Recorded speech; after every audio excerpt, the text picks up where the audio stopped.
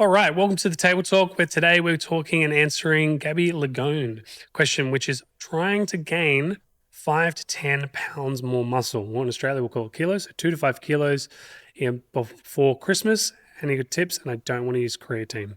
One of the answers was eat more food. I eat like a cow. I have a fast metabolism. So for those that want to put on muscle, we want to adhere to, we're going to break it down into several sections. So the first one is, let's imagine everything has been done perfectly except training. Then we're going to imagine everything has been done perfectly with training, and then we're going to look at nutrition. Training and nutrition is done perfectly, then let's look at lifestyle. And so we break it down into 6 sections. So we got training, nutrition, lifestyle, you've got the mindset, you've got supplementation, and then we've got sleep. Sleep and lifestyle could be one and the same, but 9 times out of 10, most people don't get the right sleep. So sleep, 7 to 9 hours. Now, if you're someone who goes, I go to bed at 10 p.m. and I wake up at 5 a.m., that's 7 hours. No. The thing is, if you go to bed at 10 and you literally walk into the door and you fall asleep, and then you wake up never disrupted, like beautifully, great, then that would be 7 hours. We say 7 to 9, or as I would say it, 8 hours. Because if you said 9 till 5, there's that buffer. So I tend to like to just say to people, do you get 8 hours of sleep? I get 7.5. Do you get 8 hours of sleep? I get 8 hours of sleep. And usually there's something going on with the sleep, because sleep, it's so underrated. It's like the legal growth hormone. Like your body goes through deep sleep first, deep physiological recovery, and then REM, which is the mental psychological recovery. Because when it comes to some of the other parameters like training, you need to be pushing close to failure. It's mind over matter sometimes. Like there are times where it's like, I just don't want to do it. It's like, come on, get a few more reps. And those few extra reps push you close to failure to cause more signaling within the muscle. So that is the first one, sleep. Let's move it to the side. Let's talk about supplementation. So if everything else is being done beautifully, there are things people say creatine, but Karl, he says he doesn't want creatine. Cool, totally understand, because creatine can increase intramuscular swelling, and sometimes it can feel a bit puffier. It doesn't feel nice. For me personally, I use creatine usually when I'm sleep deprived. So I'll use it 2-3 times a week. Perks of having a child, 9 weeks, yay, it's beautiful, but then sleep can be disrupted. Sometimes I'm doing events that are in American time, so flipping it upside down. So if everything was being done beautifully, but maybe there's a disruption elsewhere, I may use creatine. I personally am a sensitive responder. That means I get cracked lips, I get headaches, migraines, and it's just not comfortable. So I do big dosages, like 20-30 grams, every so often if I need. Like I've done in the month, creatine 3 times. Now, what about other supplements? Now, you've got berberine that can increase carbohydrates in fuel into the muscle. Then you've got magnesium that would help with recovery. You've got a general multivitamin that can help detox pathways and just help that body that a little bit more. Lots of supplements out there. Obviously, talk to a doctor or GP or like other nutritionists, because they can give you different subs. But usually if you want supplements, I recommend getting a blood test. Like if you're deficient in magnesium, guess what? Supplement magnesium. If you're deficient in electrolytes, which helps with pump and sodium retention, increase your electrolytes. Or what you do for training, go work close to failure, and you should feel a pump after 2-3 sets. If you don't feel a pump and you feel flat, you may be dehydrated. So things like adding salt to your food or supplementing electrolyte can increase muscular pump, because you're now retaining fluid in the muscle and not feeling flat as attack. That can also happen when in a calorie deficit. So let's move to number 3, which is nutrition. Again, if everything else is done beautifully, with nutrition, people will be like, just eat more. It's not always the best answer, because you could eat more fat, but what are the things that are going to fuel performance and help you with recovering muscle? Number 1, protein. That's going to help with the building blocks for muscle. If you don't have the building blocks and you've got the builders, they're like, what do we do here? So usually they recommend 2 grams of protein per kilo of body weight. So if you weigh 100 kilos, 200 grams. Now it's 1 gram per pound. So if you weigh 90 kilos or 180 pounds and you want to get to 200 pounds or 100 kilos, eat the protein for the body that you want. So you've got to eat to fuel the body that you desire. Do not force feed. You may feel a bit uncomfortable, so gradually bring it up. All right, so if you're feeling, it's too much, stop eating, do your thing, maybe add those extra calories to the next meal if you can. Second, the thing that fuels performance are carbohydrates. Now, there is a give and take here. It's called C-reactive protein. If you eat too much carbs, you may have an increase in inflammation. So this is where people recommend wholesome carbs: rice, potato, like legumes, pastas, gluten-free pastas. These things may have less C-reactive protein, but the challenge is, imagine eating 3 kilos of potato. Like I'm getting lockjaw thinking about it. So things that you could do is like you could mix maple syrup or honey in your rice or with your potatoes. So that's a way to get a little more carbs into that meal. It's still a healthier alternative, better than eating sugar. But sometimes you might have to eat the donut because you have a fast metabolism and you need to get that in. Alternatively, first thing you do for breakfast is have a protein shake, like have a liquid shake or a liquid meal, because usually when you have food, it's got fiber and nutrients in it, and it might take 4 to 6 hours for your body to break it down. But a liquid meal only takes 1 to 2 hours. So then naturally you'll eat sooner. So you could do, instead of doing 4 straight meals, you could do 2 shakes, 3 meals, and that might be an extra 400 calories with that extra shake. So that can increase your caloric intake whilst not having you feel stuffed. So liquid meal, whole meal, liquid meal, whole meal, whole meal, or liquid meal, whole meal, whole meal, liquid meal, whole meal. Or like I used to do for convenience, liquid meal, 3 whole meals, and then I'd do a liquid meal at night, because eating a big meal, I would just feel bloated, and then that affects the sleep. So again, now it's no longer perfect parameters. So with your training, with your nutrition, increasing protein and carbs to fuel performance, find variations of carbs that suit. So for example, I would use, like I do a protein shake with cocoa clusters or cocoa pops, gluten-free preferable. And I would eat that with cereal, and then 2 to 3 hours I'd be pretty hungry. And then I would eat my next meal. So if you're eating a whole meal straight up, it could be that it's balancing your blood sugars, because again, you want it to, but then what happens is your blood sugars don't drop as much to stimulate hunger. So going liquid meal first is a way to get calories in, and also what goes down comes up, your appetite. So you eat again sooner. So you're able to then not affect the sleep. So we have sleep, supplements, nutrition. We then have lifestyle. Lifestyle is, consistent routine. Are you eating the same time every day? Are you being consistent in your habits, your rituals, same time with training? Are you managing your recovery?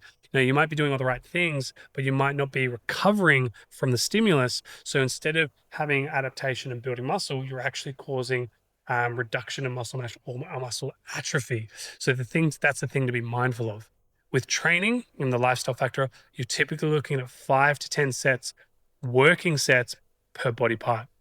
So if you train chest twice a week, 5 to 10 sets, 5 to 10 sets. So you can manage it. A lot of people do too much. So then you don't recover from it in your lifestyle factors. So that's a thing to be mindful of.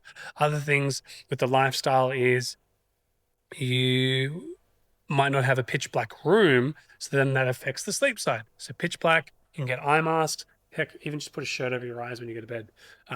Cool room, about 18 to 20 degrees. If you like, it's too cold in here, then obviously make it a little bit warmer. Recovery routines, there's lots of them out there. Massage, like a bit of yoga at nighttime. That'll also improve the integrity of the muscle tissue. So it's easier to train through full range of motion. It doesn't cause pain. Heck, if you've got a partner that cooks for you, that saves time, right? Or you could hire someone. You don't have to be in a relationship to make that happen. But it could be in the lifestyle. Maybe, like, for example, your work is not as time friendly. So you may be eating lots and you have a fast metabolism. But maybe because of the parameters of your work, you then don't eat as much as you could. So sometimes, like, if you think about when you get really focused on a task, you then don't think, I need to eat a meal. You're like, I'm focused on this task. So because of maybe the work you have, it constricts that time management for you. So if you do notice that, like, sit down, write in a journal, like I ate at 6, like 6 a.m., 10 a.m., 2 p.m., 6 p.m., 10 p.m. Cool. Is there a way, like I have a meeting at 2, so I tend to miss my 2 o'clock meal. So you're eating a lot in these meals that cause digestive upset. So what you might do is you might go 6, 9, 1 before the meeting, and then 6 and 10. Or you have your meeting, but that's the time to have a liquid meal. So everyone's different on the lifestyle focus. A lot of time when we get real focused with work, we tend to skip meals because of convenience. Now, if your goal is to build muscle, you need to prioritize that. So look at your schedule and see what you need to shift. For me, eating too late at night was affecting the sleep. So what I've now done is I've gone 80 grams of protein in the morning, so 80 grams lunch, and then I do 40 grams at nighttime. So like I do 3 meals. I used to do 4, but I have 2 meals in the morning. So it's like 5 a.m. I do my first meal, 40 grams protein, and then about 7:30 I do a second meal. But I've just broken that big meal into 2 little ones. right? So I've just brought that nighttime meal. So it's 80, 80, and then 40. So then I don't have as much in my gut after 6 p.m. and I've got more time to rest and digest to go to bed. Second last one is mindset. The question to ask yourself is, do you really want to put on the muscle? Like, honestly, how is your life going to be better by putting on more muscle mass? Like you could put on 2 to 5 kilos or 5 to 10 pounds of muscle, but a lot of people might do a dirty bulk. And so they put on the 10 kilos, but it's actually only half of it. Like you put on 2.5 kilos of muscle, 2.5 kilos of fat. So do you really want the muscle mass? Because if you put on 5 kilos of muscle, you've got to lug that around. Like there's more stress and tension on the joints. What if you were to put on 1 kilo a month or 1 kilo every 2 months? And so that in 6 months' time, you put on the muscle, but it's more gradual rather than aggressive, because that tends to lead to more of a dirty bulk. So you put on some fat mass as well. So taking the long-term effect. You might even find that the people that you're training with don't train as hard as you. So then you might naturally, unconsciously train a little bit easier. So maybe get people that are bigger and stronger than you. So like if you're bench, but they're appropriate. They're not like, add 20 kilos more. I'm like, come on, you little BITCH. It's more like, come on, man, you got this, but make sure you control full range of motion. And they push you, but enough. Could be, if you're training on your own, you might go, oh, I've done 1, 2 more reps, but you got 4 more in the tank. So do 4 more. Sometimes when you don't have a training partner that holds you accountable or a coach, sometimes we tend to hold back a little bit. And that could be the thing that's stopping you. So just a few questions asked. Do you really want the muscle? Are you self-sabotaging and holding yourself back? Or are you going in like giving your all to that training session? And just be mindful is you need to give your all to the training, but also to your recovery. So if you are like, yes, Karl, I am pushing as hard as I can on my training, but when it comes to my recovery, I'm a little more lax. Sometimes I skip it. No, you got to, like, if you're going to commit to this, you're going to commit to the recovery to maximize the hypertrophy and the growth of muscle. Lastly, if we just summarize these 5, sometimes some people genetically are not designed to put on a lot of muscle. So they have a lot of tests when they experiment with people to build muscle. And they have some people that put on a lot of muscle really well and some people that don't. Like some people lose muscle before they build muscle. So after a 12-week study, they have people that have lost 400 grams of muscle. But if they kept at it for another 12 weeks, they'd probably put on 1 kilo or 2. Some people are not genetically gifted. So, look at your parents. Do that. Like my family, man, I wish I had better genetics. Like, love your mom, love your dad, but my family are not designed to have muscular upper bodies. Mum, dad, big muscular legs, like trunks for stumps. Like, I train legs like once a week and I can't fit into jeans. I'm like, man, but if I don't train my legs, I didn't train my legs for 6 months, I could then fit into jeans. Yes. Though I have to train my upper body 4 or 5 times a week. So my aesthetics, my upper body is in proportion to my lower body. Andy, chuck a photo of me up there. This is me, when I used to model. I wanted to be a model, but I wasn't good enough. My mates were good looking guys and they would always get the gigs. So I did try, but I probably didn't. I should have committed more. So what happened was I had this upper body, but you can see in this picture, I had small arms, I had abs, but I had big, I had muscular legs. And so the thing was, my friends, they all had big upper physiques, narrow legs. They had that slender line. So I genetically wasn't built for it. So it just meant I had to train harder 5 times a week, upper body every day. I did that for about a year or 2. And just so you guys know, for that 2 years, my partner was always like, "You're such a skinny little bitch." And I'm like, "God damn." She's harsh, but now she's like, yeah, more balanced now. So genetically, if you're not designed, just know, even if you don't have the genetics, so what? What are you going to do about it? You just might have to change the structure of the training program. For me, I stopped training legs for 6 months. I fit into jeans, but then I had to put more of the volume into my upper body and it paid dividends, but took years. Lastly, we've got everything dialed in and the only thing is training. Fundamentals. The 4 fundamentals are poo, tut, from NP. Progressive overload. Are you getting 1 to 2 more reps or adding an extra kilo each week? Yes or no? The answer should be yes. If you're not, something's going to change. 2, time under tension. You may be doing this for 12 reps. Typically, we want 40 to 75 seconds of tension on that muscle. So we want to be down for 4, 3, 2, 1, up fast. So that would be 5 seconds per rep. So if you're doing 5 reps, 5 seconds, that's 25 seconds of tension, 40 to 75. You can do less, you'll still build muscle. You can do more, but it's a good guide. 3rd, full range of motion. If you're doing dumbbell press and you're stopping halfway, get that full stretch in the muscle. You want to grow the muscle. Got to put it under tension. Got to put it through that full range. And lastly, no pain. So the thing is, if you're feeling pain, that will impede your performance and results. So when it comes to training, if everything else is perfect, the only thing you really need to do is make sure you don't hurt yourself, work through full range of motion, have a controlled tempo. So the only thing you need to be worried about every single week, every single day is, am I adding an extra rep or adding an extra kilo to my working set? Now, let's explain a working set. If we're doing bench press, not a great exercise for hypertrophy, to be honest, because the range of motion is restricted. But again, we all know what bench press is. If you are doing 3 working sets for 10 reps and you go 50 kilos for 10, 10, 10, you have not put that muscle through failure. Your first 2 sets were probably a warm-up and you probably failed on that last set. So you're like, oh yeah, that was a good set. That is not 3 true working sets. So you're probably not pushing yourself hard enough. It should be something like 10, 9, 8. Like you're looking to push, but if you exhaust your muscle close to failure, 1 or 2 reps left in the tank, and you take 2 to 3 minutes rest, usually what happens is you train close to failure, you take 2 to 3 days rest, and then you're able to push yourself harder. You know what I mean by that? Right? But what do most people do? Oh, I did 10, 10, 10. No, if you were close to failure on the first set, it should be practically impossible to hit 10 reps again. You might, like clean, ugly, and then 9 or 8 reps. So if you're not seeing a drop in that performance, the question is, have you really pushed yourself close to failure? 9 times out of 10, the answer is no. So this is where I like to say, have a rep range. So if you say 8 to 12 reps, so we think 5 seconds up, 5, time and attention for 5 seconds, that would be 40 seconds for 8. If we did it for 12, we're hitting 60. So we're in a good range.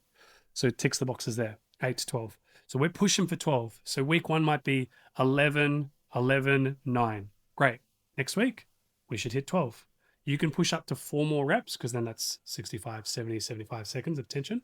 So we can push more reps because sometimes lifting heavier can be just a mental game, and that those times happen. But if you hit 12, that is a clear sign to say, hey, you're okay to lift heavier. And you might put another kilo or 2 on. Cool. You do the next. So you've done 12 of 50 kilos. You put 2.5 on, so it's 52.5. You're repping it, you hit 11. You might surprise yourself that workout and you actually hit 12. Cool. I did 12 of 50, 12 of 52.5. It should be impossible if you do 55 and hit 12 again. If you did, you're either superhuman, awesome, or you've just picked up the neurological adaptation of the movement. You're more efficient. So then what does that tell us? 50 kilos was a warm-up set. Because if you're close to failure on 52.55, 50 is too light. So then what do? You need to do another set. So you don't include set 50 because it's 3 working sets. Most people think it's sets. It's working sets. So then you go 57.5. If you hit 12 again, man, 55 doesn't count. And sometimes that happens. You know, there are people that come here and we go, well, like Andy and Eddie, we're like, oh, damn, doesn't count. So we have to do another set. And it's fun because we're always like, well, Andy, it would appear like you were warming up. I wasn't warming up, I swear. Do heavier. Oh.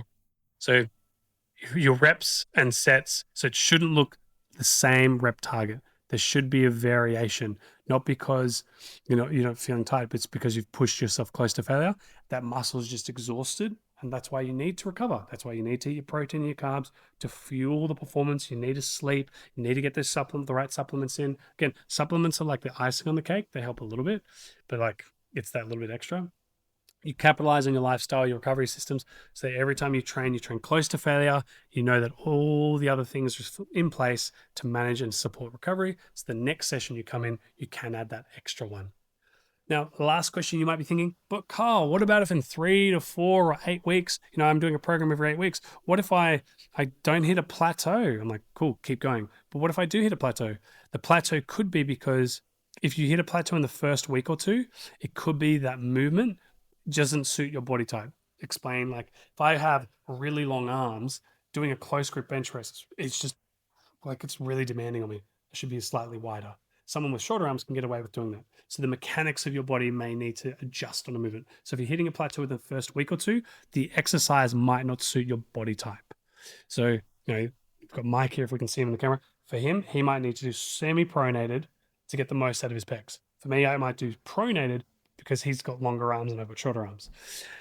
The next piece is that if you hit a wall, let's say 4 or 5 weeks, where you're doing 18 kilos, 20 kilos, 22 kilos, and then 22 kilos, but more reps, and then you just hit a workout for the second or third time, the weight doesn't increase, the reps don't increase, it probably means you've exhausted that movement. So you could change it to an incline, you could change the hand position. It would be time to change that exercise. So if you've maybe exhausted the program, or you maybe change it too soon. So you need to have 1 to 2 sessions where you are pushing close to failure, but it's a grind. Like it's like when you're having that, I just don't think I can do it, then that's maybe time to change the program. Because a lot of people change their programs too soon, or they stay doing the same thing for too long and they don't see progressive overload or increase in load or reps.